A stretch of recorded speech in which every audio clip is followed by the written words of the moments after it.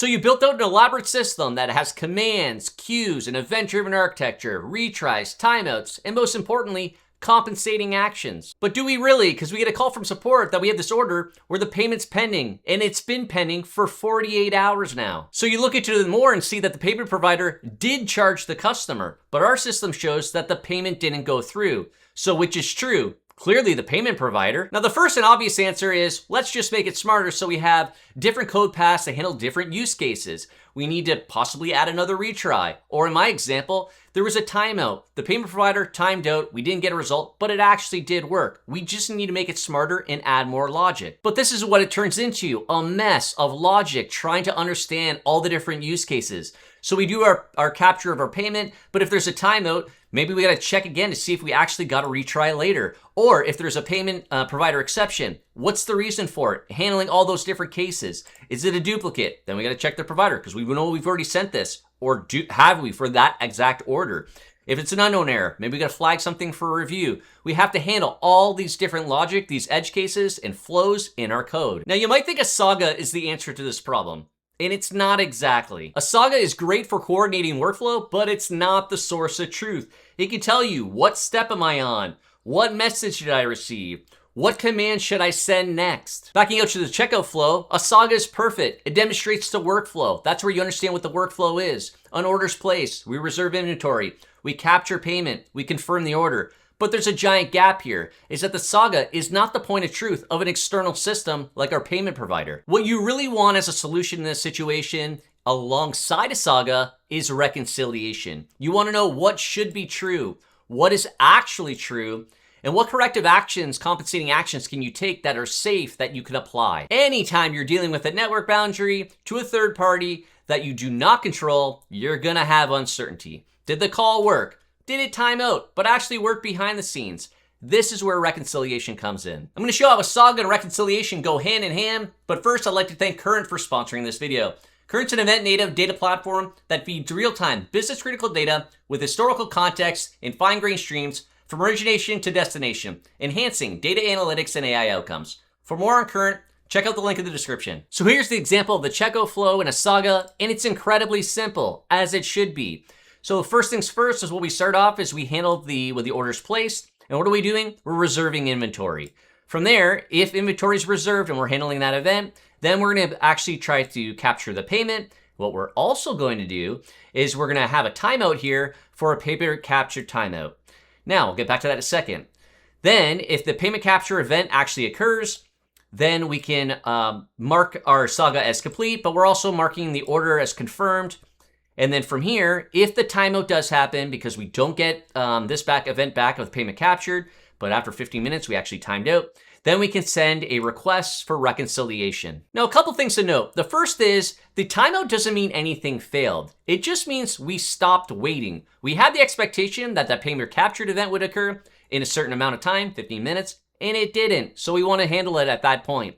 You'll also notice that I didn't have any other compensating actions about reversing the inventory or anything like that. There wasn't any compensating actions about a failure because we don't know if we have one. So to visualize that flow, really what was happening in our Saga is we send the capture payment, it's received, but we're waiting. The third party, that payment provider, never responds to us ultimately, so we get a timeout. But because we have that timeout, now our Saga, when it fires off after 15 minutes, does that request payment reconciliation, which I'll show here in a second, where it can see, yes, actually, third party, you did process that payment. I'm using your API. And then I can go and update my order status because I know, yes, payment isn't pending anymore. From a payment provider's perspective, everything worked. This isn't a Saga problem. This is a data drift problem about point of truth. And that's where that reconciliation comes in. So what does it look like? It's simple, and it should be. When we actually need to reconcile, we get our order out, and really what we do is just check the status, see, okay, if it's confirmed already or canceled, then we can just exit. But what we really need to do is go to the point of truth, go to the payment provider, get the actual status. If it is valid that we actually did process it, the payment processor, that payment gateway, then we can just mark our order as the payment was captured. And then we can send off our confirm order. If we actually failed on the other side, again, because it timed out, but we didn't know that, then we can just mark the payment as failed and we can cancel the order. Just a heads up, everything in this video is in a blog post. I'll have a link down below. So here's the pattern. The first is knowing that there's a drift. The way we did that was with the timeout. Then it's going to the source of truth, our payment provider, to compare it against our data to see if there is something different. And if there is, then apply some safe action. And there's so many different ways that you can trigger the reconciliation. My example, I was just using the Saga timeout. That can work great.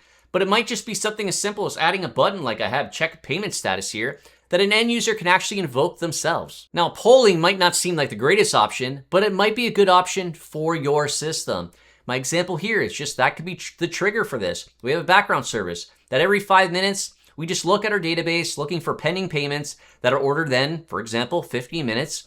And then we just iterate through those and we call the request payment reconciliation. It really could just be polling. Reconciliation is not a cleanup job. It's about consistency. I get the sense there's this feeling, well, I have to run this job or because of timeout and reconcile with some third-party system when everything should have magically always be consistent.